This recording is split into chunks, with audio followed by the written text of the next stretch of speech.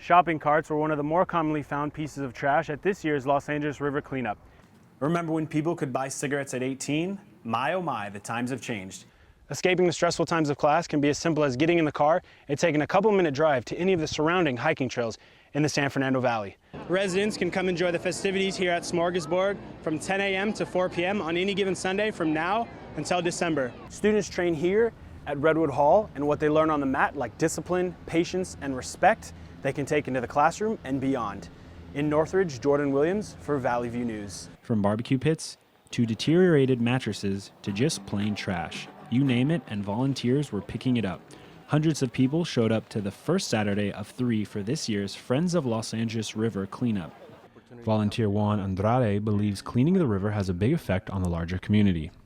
It's not Los Angeles, it's for everyone. You know, all this trash that gets washed up in here gets washed up to the ocean, so that helps, helps the wildlife in the ocean.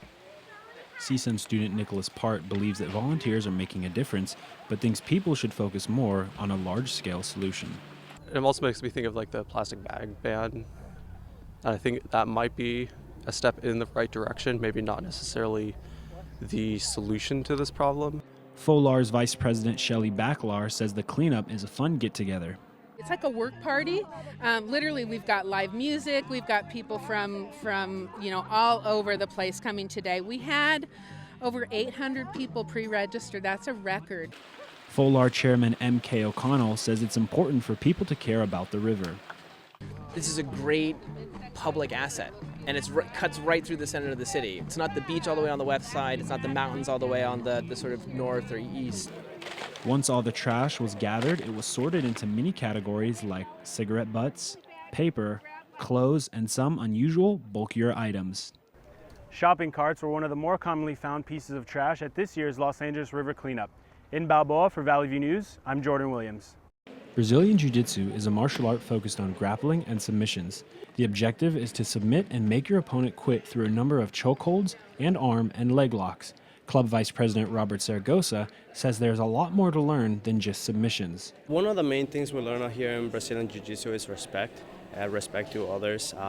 There's a lot of discipline. A lot of people come here to get in shape.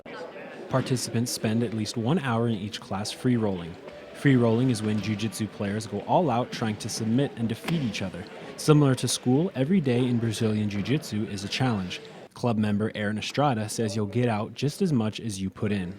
If you step onto the mat, you put in the work, you eat right, you train day in, day out, then you're going to get your hand raised because you put in the work. You can't get cheated out of that. You know what I mean? Just like with school, if you study hard, if you do everything you're supposed to do, you read the text, you do the extra work, you're going to get the grade. Jiu-jitsu is obviously a very physical sport. Club president Daniel Goking thinks jiu-jitsu is not only a fun hobby, but a way to make new friends. I love the fact that doing all this, even though it's definitely very close contact, you get to know people. Brazilian Jiu-Jitsu is not only great exercise, but teaches people self-defense.